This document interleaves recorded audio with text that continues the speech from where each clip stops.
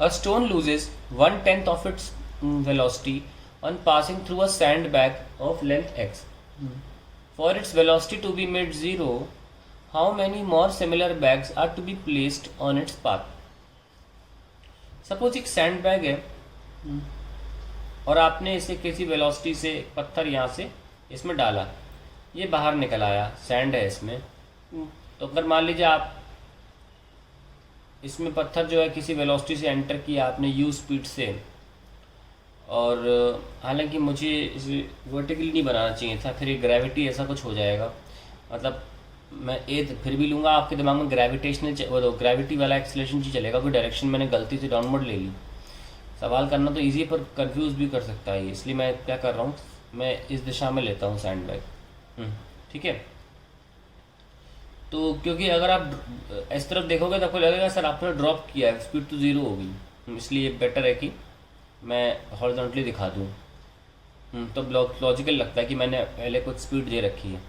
तो ये sand bag है, इसमें मैंने एक स्टोन अंदर गया और बाहर निकला, तो अगर मान लीजिए यू स्पीड से अंदर गया तो 10% से स्पीड घट गई, 1/10 of its velocity on passing through sand bag, इससे डिक्रीज हो गई, तो u माइनस यू बाई 10, इसको आप बोल सकते हो 0.9 u। तो 10% से हर बार हर सैंड बैग से निकलते वक्त इसकी स्पीड जो है वो घट जाती है।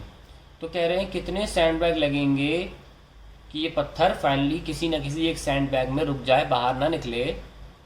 क्या लिखा है,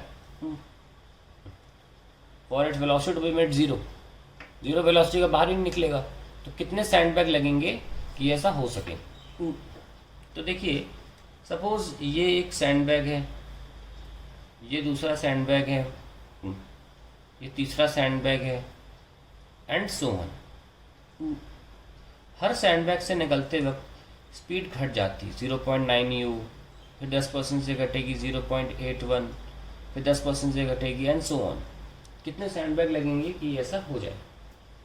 सबसे पहले हमने चीज़ देखी कि हर सैंड बैग में 10% स्पीड घटती है, यानी कि हर सैंड बैग में स्टोन का रिटार्डेशन बिल्कुल सेम है ना।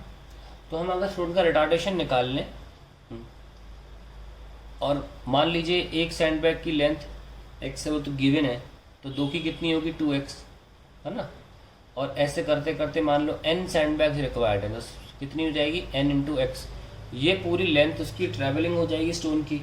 ये हमारे पास डिस्प्लेसमेंट हो गया जिसमें उसकी फाइनल वेलोसिटी ज़ीरो हो जानी चाहिए एक पर्टिकुलर रिटार्डेशन की वजह से। हमें वो रिटार्डेशन निकालना पड़ेगा बस, और हमें कुछ नहीं करना है। कैसे निकाल रिटार्डेशन, हम एक बैग की मदद से निकाल सकते हैं कि जब स्पीड u से 0.9 u हो जाती है तो x, तो वो भी x डिस्टेंस ट्रैवल करते वक्त, तो हमारा रिटार्डेशन क्या होगा। देखिए इक्वेशन ऑफ मोशन में खास बात है, v equals to u plus 80, s equals to u t plus half 80 square, v square equals to u square plus 2s। तीन इक्वेशन है, इसी दो में टाइम है इसमें नहीं है, दो में v है इसमें नहीं है, दो में s है इसमें नहीं। जब कई सवाल को पढ़ रहे होते हैं आप ये देखिए कि क्या नहीं दिया है। इस पूरे क्वेश्चन में कहीं भी टाइम के बारे में ना बातचीत हो रही है और ना ही बोला गया है फाइंड टाइम।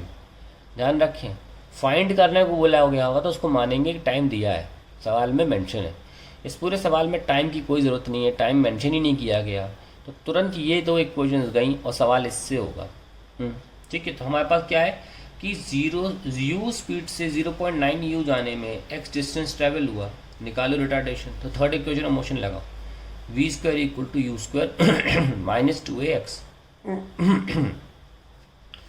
भाई इनिशियली तो हमने u लिया था, बाद में कितनी हो गई, 10% से घट गई 0.9 u, 2ax, तो कितना आया यू स्क्वायर माइनस 0.9 u का whole square upon 2 into x sorry is equals to a. Retardation मिल गया हमको, और अगर सॉल्व करें तो u square minus 0.81 u square upon 2x is equals to a. इसको लिख सकते हैं 119 यू स्क्वायर अपॉन 2x, नीचे भी माइनस आ जाएगा क्योंकि माइनस साइन था, तो ये आ गया मेरा 0.919 u स्क्वायर बाई 2x। तो हमने एक्सेलरेशन निकाल लिया। अब हम पूरा डिस्टेंस ट्रैवल लिख लेते हैं।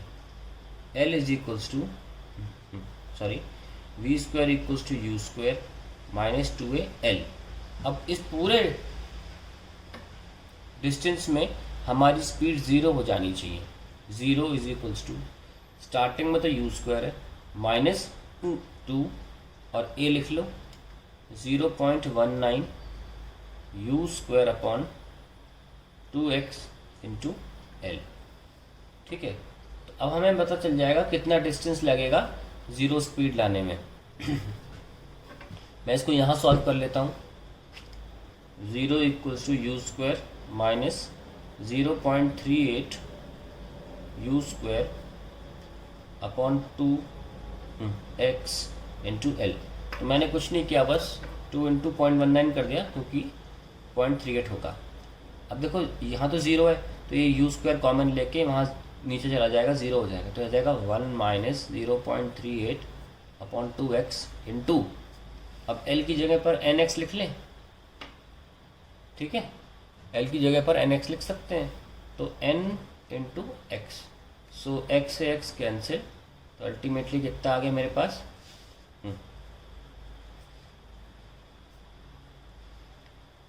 1 माइनस 0.38 बाई 2 इंटू एन। और आई थिंक इसको हम काट सकते थे 0.19 से। तो अगर हम अब n तो कितना है 0 इक्वल्स टू 1 माइनस 0.19 n। तो अब n निकालो कितना आ रहा है -1 इज माइनस का 0.19 n, ये कैंसिल। तो n कितना आ गया 1 अपॉन 0.19 दैट इज 100 अपॉन 19। 19 5 ज़ा 95 बचा 5, 19 टू ज़ा 38 एंड जो कि सो ऑन। तो यानी कि 5.2 आंसर आया।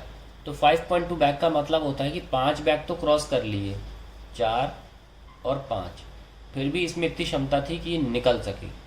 और 20% बैग में आगे बढ़ने के बाद ये छठे बैग में रुक जाता है। तो 5.2 को राउंड ऑफ नहीं करना, दिमाग यूज़ करने से फ़ायदा नहीं होगा। तो 5.2 का मतलब 6th bag, and that is the final answer.